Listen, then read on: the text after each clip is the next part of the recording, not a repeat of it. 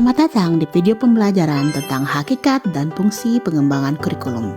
Dalam video ini kita akan membahas secara mendalam apa itu kurikulum, komponen kurikulum, dan fungsi pengembangannya. Apa yang Anda ketahui tentang kurikulum? Kurikulum adalah seperangkat rencana dan pengaturan mengenai tujuan, isi, bahan pelajaran, serta cara yang digunakan sebagai pedoman penyelenggaraan pembelajaran untuk mencapai tujuan pendidikan tertentu. Pengertian kurikulum dapat beragam bergantung pada sudut pandangnya. Lalu bagaimana hakikat dan fungsi pengembangan kurikulum dalam kurikulum merdeka? Hakikat kurikulum merujuk pada keseluruhan proses pendidikan sebagai suatu sistem yang terstruktur dan terpadu, yang dirancang untuk mendukung pertumbuhan dan perkembangan peserta didik secara holistik. Hakikat kurikulum merdeka dapat dipahami melalui beberapa karakteristik sebagai berikut. 1. Fokus pada materi esensial. Kurikulum merdeka lebih berfokus pada materi yang esensial, sehingga proses pembelajaran menjadi lebih mendalam dan bermakna bagi peserta didik. Sehingga peserta didik mendapatkan waktu yang cukup untuk pengembangan kompetensi dan karakter yang mereka miliki. 2. Pengembangan kompetensi dan karakter. Kurikulum ini mengutamakan pengembangan kompetensi dan karakter melalui belajar kelompok seputar konteks nyata, seperti proyek penguatan profil pelajar Pancasila.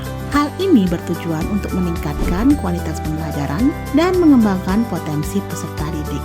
3. Fleksibilitas dalam implementasi. Kurikulum ini memberikan fleksibilitas bagi pendidik dan dukungan perangkat ajar serta materi pelatihan untuk mengembangkan kurikulum satuan pendidikan. Hal ini memungkinkan sekolah untuk menyesuaikan kurikulum dengan karakteristik satuan pendidikan dan peserta didik. 4. Pengembangan yang berbasis proyek. Kurikulum merdeka mendorong pembelajaran berbasis proyek untuk pengembangan kompetensi dan karakter peserta didik. Hal ini memungkinkan peserta didik untuk memahami materi pelajaran dalam konteks nyata dan relevan dengan kebutuhan mereka. 5. Konsistensi dalam implementasi. Kunci keberhasilan konsep program Merdeka Belajar adalah konsistensi semua pihak dalam melaksanakan program tersebut, termasuk dalam melaksanakan pembelajaran dan evaluasinya. Nah, setelah kita ketahui bersama hakikat pengembangan kurikulum merdeka, lalu apa saja fungsi dari pengembangan kurikulum? Yuk simak.